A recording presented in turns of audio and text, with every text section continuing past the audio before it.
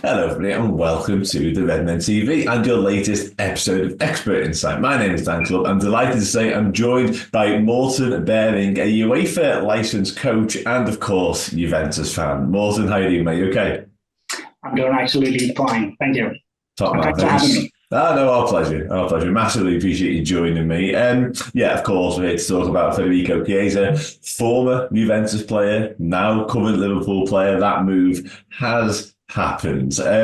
Let's dive straight into it. Then I mentioned obviously you've got your coaching badges. You've done quite a lot of coaching, so we're going to centre the conversation in and around sort of the way he plays, if you like, and what you've noticed down the years at Juventus, of course. So to begin with, we'll do quite a broad question. And quite simply, Federico Chiesa, his playing style, how would you describe him as a footballer? I would describe him as a very direct player. He's a player that gets the ball on the left side, turns, go up into speed, and then he's sometimes he go inside and curl it on in the far post, and sometimes he goes to the back line. He's not a player, if you could compare him to like Neymar, who's doing a lot of step overs and tricks. He's actually quite simple in the way he plays. He's not a player that has a great vision, but he has an enormous pace, and he's very good at just dribbling. You could say a simple way of dribbling. And I think that is what you will see in his first matches. That is what he has to offer. He's very good on the counter attack as well, and I think that you will, in time, when he has adapted to the Premier League and his teammates, I think that you will see that he's going to be valuable for you. Okay, interesting. Yeah, you mentioned it there, Morten, the left-hand side. Is that where you see his best position then? Because obviously, from a Liverpool point of view, we've all looked at where he's played down the years. He's played a lot centrally for Juventus, a sort of a second striker, number 10, last season in particular. Whether that suited him or not is a different conversation. But left side, right side, central, where do you think he does his best work? I think on the sides, not in central. That was last year when Juventus played a 3-5-2. He played with Vlahovic up front, but he would always drift to the left side. He had one season, his first season, he actually played on the right side. That was the one under Andrea Pirlo. And that was his first season. We had Cristiano Ronaldo, Dybala, and Morata, and Chiesa. That was we were stacked back in those days. But he was the best player in the first season when he arrived, and that was on the right side for a lot of the games. But I think that his best position would be a left winger, but whether that suits into the squad building of Liverpool, I can see you have Luis Diaz and Cody Gakpo can also play there. So maybe he would go at least in the beginning to the right side to maybe be a substitute to Mo Salah, because I don't see him play with Nunez and Shota in the middle. He's not that kind of a striker. He's more of a winger, in my opinion. No, absolutely. Yeah. I think we've all sort of suggested the same thing as well. I think we all hope he will be that understudy, that backup to Mo Salah, and a very, very high quality one, of course. Liverpool's forward options now, you said Juventus was stacked a couple of years ago. Liverpool with this six are absolutely stacked. So we're all relishing the prospect of the goals that may come. You touched on it a moment ago, a couple of his qualities. What would you say were his standout qualities? What made Juventus rather spend all that money on him a couple of years ago? I think that his mentality is very good. He can play a bad match, and then in the 90th minute, he will get the ball and he will be the decisive factor. He will impact the matches even when he has a bad day. He doesn't go against his opponent, and then the third time he will do it again and he will impact the match. That's clearly something he has done a lot in the last two seasons for Juve after coming back. But I think that he has skills on the ball, obviously not a passing player, not something with great vision. I wouldn't say that. Sometimes some of the criticism that he has got from Uefa is that he sometimes is playing in a kind of a bubble where he takes on a shot where he maybe should have passed the ball. That is something Liverpool coaching staff needs to maybe work a little bit on.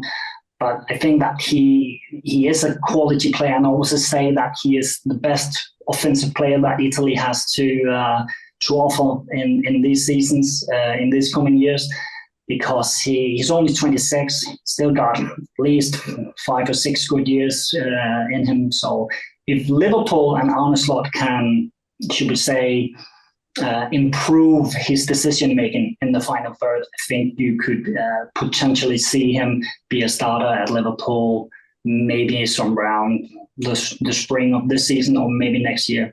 Oh yeah, absolutely. He's definitely got the qualities and to do that. He just needs to get back to his best. And obviously the injuries we're going to touch on in the moment, and obviously maybe a little bit of a loss of confidence there as well. You mentioned earlier on the tactics and the system didn't really suit him last season. So it feels as though this fresh start has come at a good time because he's in a bit of a crossroads in his career. Obviously Juventus, I think the contract situation played into a little bit as well in the final year of his deal. So it looks as though this move has come at a good time for everyone, really. I'll pick up on something you said a moment ago about Arne Slot, working with him and the coaching staff trying to improve his decision-making. One of the criticisms I've seen of Federico Chiesa is his inability, if you like, to take on tactical instruction. Have you noticed that at all? Do you think he is quite a free-spirited player, or do you think he will do a job for the team, if you like? Yeah, the funny thing is that tactical instruction and Juventus last year under Max Allegri, that's two that did happen. Max Allegri under Juventus last year, he was a very defensive kind of approach playing. And I think that Chiesa had he could do whatever he wanted to do. But I haven't seen him get an instruct from the coach and not do it. So I don't know if that criticism is fair. He's more like he's an instinct player. I don't think he's into a formation player. But I think that the thing where guys could benefit from Chiesa is if the match is 1-1 and there's 15, 20 minutes left, you can put him on and he will sometimes do things for you that could impact the game. Yeah, I agree with that. He's got those moments of magic, those flashes of inspiration. And yeah, I think having, again, to come back to the options Liverpool have, having an option of his class to come from the bench and his calibre, and of course his experience, because you will know better, but he's won stuff with Italy, he's won things with Juventus now, so he's 26, you say he's in the prime of his career, so he's got a lot behind him to suggest that he would walk into Liverpool and be like, oh yeah, I'm used to this company, I can keep this sort of company, because yeah, he's won a lot of stuff, he had a very, very successful career. On the injury then, Morten, we spoke off air briefly about this. The difference in him as a player, is there a massive difference in him as a player post-injury? Have you noticed he's lost a yard of pace? He's maybe not quite as confident as I mentioned a moment ago. What have you spotted? I would say he has changed the way he is playing, but the struggles that he had have always come from that he has always picked up small injuries post his ACL torn. And that has been a problem for him because then he has played 2 good games, then he has been out for 2 games, and then he has come back, maybe played 20 minutes. Then you would go on Twitter the next day and you could see Chiesa's out for 10 days.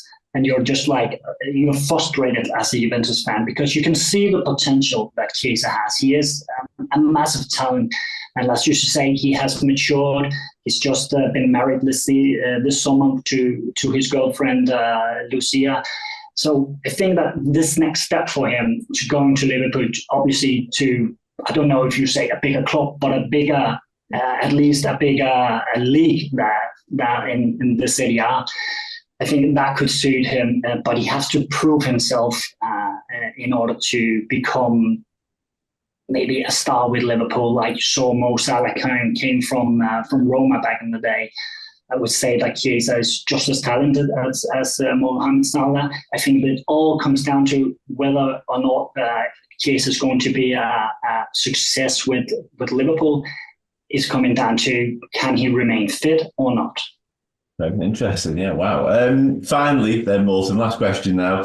I guess you kind of just summed it up there in a way, but do you think all being well, all being equal, clean bill of health, all that sort of stuff, given what you know about the Premier League, Liverpool, a little bit about Arne Slot even, Chiesa, do you think it'll be a success? And I guess also, for £10 million, 12.5 million euros, that is a bargain, isn't it? You guys have done a very good deal here. I think I speak for a lot of Juve fans when I say we are disappointed with the fee that we are getting. Chiesa has 1 year left of his contract, so we were forced to sell him. There were some shouts in the media. Maybe Inter would go for him on a free transfer next season.